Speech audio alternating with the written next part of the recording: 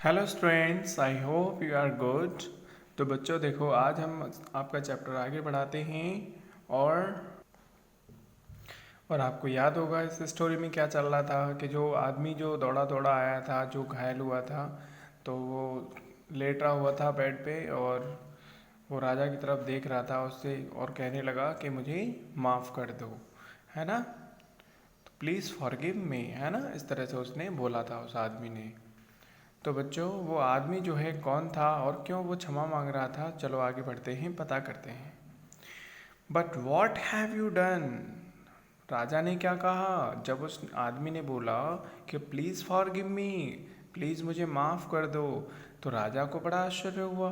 तो राजा सोचने लगा, भाई ये मुझसे माफ़ी क्यों मांग रहा है।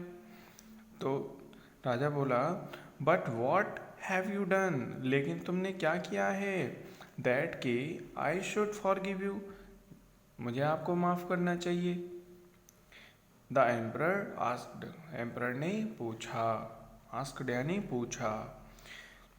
यू डू नॉट नो मी, तुम मुझे नहीं जानते। योर मजेस्टी, तुम अपनी महानता को नहीं जानते, अपने गौरव को नहीं जानते। बट लेकिन आई नो यू, लेकिन मैं आपको जानता हूँ। उस आदमी ने ऐसा बोला। I was your sworn enemy, sworn यानी कट्टर, कट्टर दुश्मन।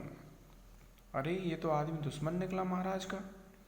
तो क्या कह रहा है देखो, कि महाराज आप मुझे नहीं जानते लेकिन मैं आपको अच्छी तरह जानता हूँ और मैं आपका कट्टर दुश्मन था। I was your sworn enemy, मैं आपका कट्टर दुश्मन था। एंड आई हैड वोड, और मैंने कसम खाई थी। वोड यानी कसम खाना, वो यानी कसम खाना और वोड यानी कसम खाई थी।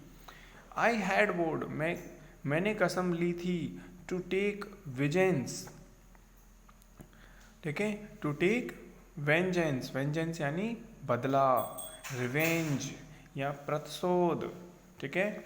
तो आई हैड वोड टू टेक वेंजेंस, मैंने कसम खाई थी आपको, आपसे बदला लेने की, आपसे प्रतिशोध लेने की।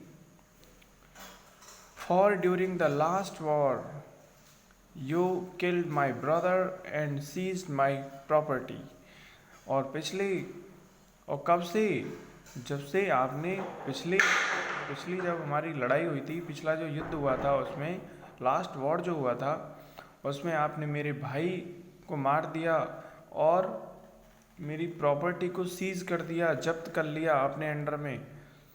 और तब से मैंने ये कसम खाई कि मैं आपसे अपना बदला लूँगा, तो वही मैं दुश्मन हूँ, इस तरह का उसने आदमी ने बोला।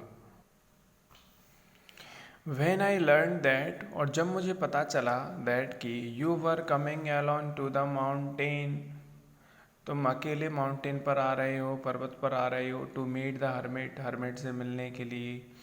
आई रिजॉल्व, तो मैंने संकल्प लिया, to surprise you on your way back and kill you, तो मैंने संकल्प लिया आपको एक सरप्राइज देने का और आपके रास्ते में वापस आकर और आपको मारने का संकल्प लिया।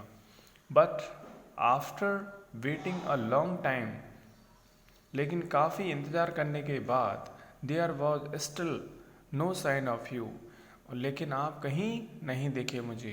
And so I felt my embers, left my embers in order to seek you out, और इसलिए आई लेफ्ट माई एम्बर्स, इसलिए मैंने अपने जो, मैंने घात लगा दी, घात लगा दी मतलब मैंने आपको ढूंढवाने के लिए अपने आदमियों को छोड़ दिया। I left my embers in order to seek you, आपको ढूंढने के लिए। But instead of finding you, but लेकिन आपको ढूंढने की बजाय, I came across your attendants, तो मैं आपके जो परिचारक थे, जो आप पर्वत के नीचे उनको रोकने के लिए बोल के गए थे, उनमें से होकर के आ रहा था, मतलब वहाँ होकर के मैं आ रहा था।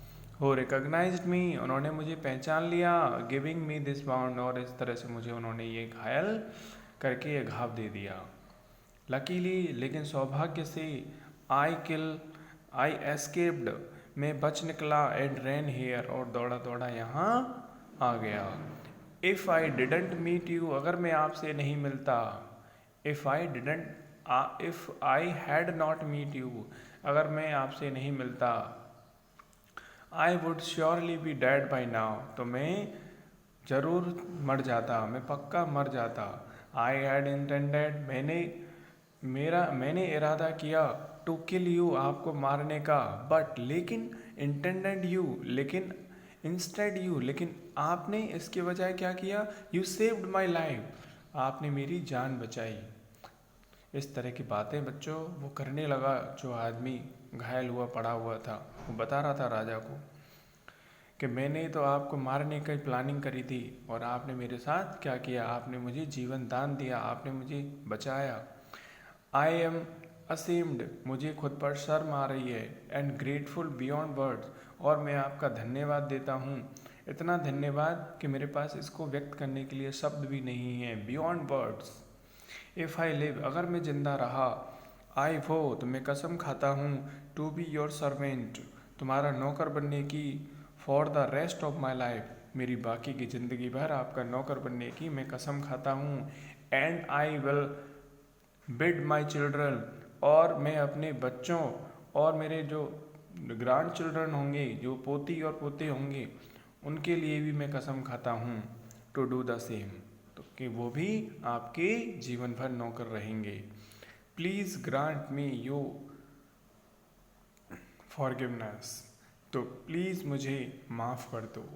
तो इस तरह की बातें वो करने लगा। तो ऐसी बातों को सुन कर के बच्चों, है ना, तो महाराज का देखो क्या होता है। द एम्परर वॉज ओवरजॉयड, तो महाराज को बहुत खुशी हुई, वो बहुत खुश हो गए टू सी, यह देखकर कि he was so easily reconciled with A farmer enemy, कि ही वॉज सो इजीली, वो इतनी आसानी से रिकनसाइल्ड, मतलब मेल मिलाप उन्होंने कर लिया, इतनी आसानी से उससे मित्रता कर ली, इतनी आसानी से उसको अपना लिया, इतनी आसानी से उसको माफ़ कर दिया।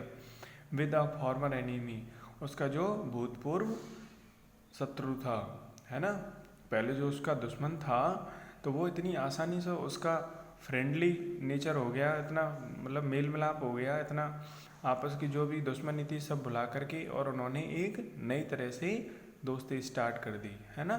तो इस बात से वो राजा जो था वो बहुत खुश था कि कहाँ तो ये मेरा दुश्मन था और आज देखो ये किस तरह से बातें कर रहा है, मेरा ज़िंदगी भर नौकर बनने की बात कर रहा है।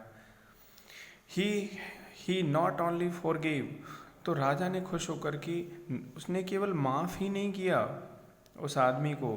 ही not only forgive the man, उसने उस आदमी को माफ़ ही नहीं किया, बट प्रॉमिस्ड, और वादा किया, to return all the man's property, उस आदमी की सारी प्रॉपर्टी रिटर्न करने का, वापस करने का।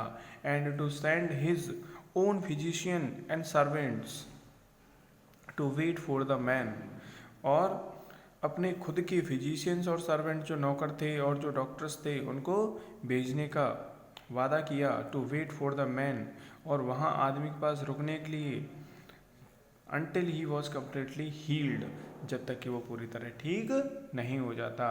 तो बच्चों, उस राजा ने बोला कि ठीक है, मैं तुम्हें माफ़ करता हूँ, और साथ में ये वादा करता हूँ कि आपकी जितनी भी प्रॉपर्टी है उस सबको मैं वापस कर दूँगा, और जो भी, और मैं खुद के अपने फिजिशियंस और सर्वेंट्स भी भेजूँगा जो कि आपके पास ही रहेंगे जब तक कि आप पूरी तरह ठीक नहीं हो जाओगे। तो राजा बहुत खुश था, तो उसने देखो कितनी अच्छी बात कही।